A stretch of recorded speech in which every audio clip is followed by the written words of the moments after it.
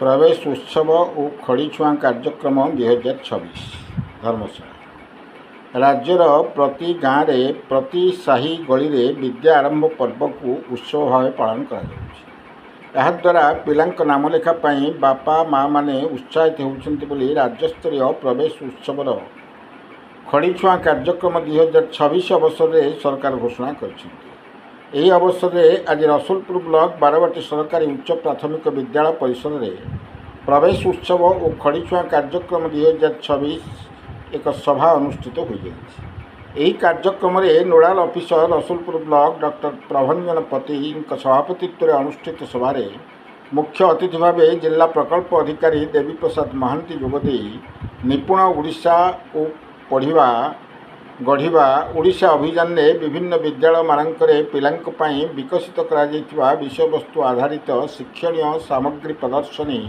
परिदर्शन करिसेंति। खड़ीछुआ आम ओडिशा संस्कृति रे एक पवित्र परंपरा। राज्य में कौन भी शिशु जपरी शिक्षार वंचित न हुंती ताहाकु सुनिश्चित करने आम यही उत्सव आरंभ करिछु। शिशुर मनरे शिक्षा प्रति जपरी भय नुहे आग्रह और श्रद्धा सृष्टि हेबो सेथिपाई समस्त पदक्षेप निया जाउछि। लक्ष्य होउछि 100% नामलेखा। नूतन शिक्षा नीति अनुଯାयी अंगनवाड़ी गुड़िक पर्यायक्रमे शिशु बाटिकार मिशियो बोली ओडिशा सरकार घोषणा करिसेंति। एही अवसर में शिक्षा सचेतनता रथर शुभारंभ करिसेंति बोली मत व्यक्त करथिले।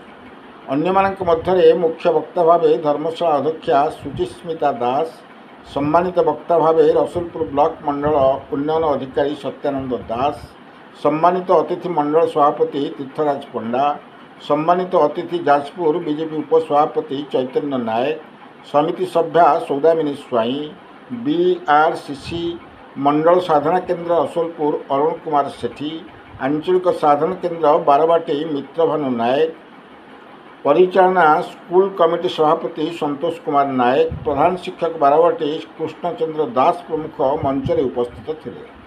सभारे शिक्षक कैलाश चंद्र सेठी अतिथि परिचय और स्वागत भाषण प्रदान करते। जाजपुर प्राथमिक शिक्षक संघर सभापति देवराज मिश्र धन्यवाद अर्पण करते। धर्मशाला सुशांत कुमार गोछायत।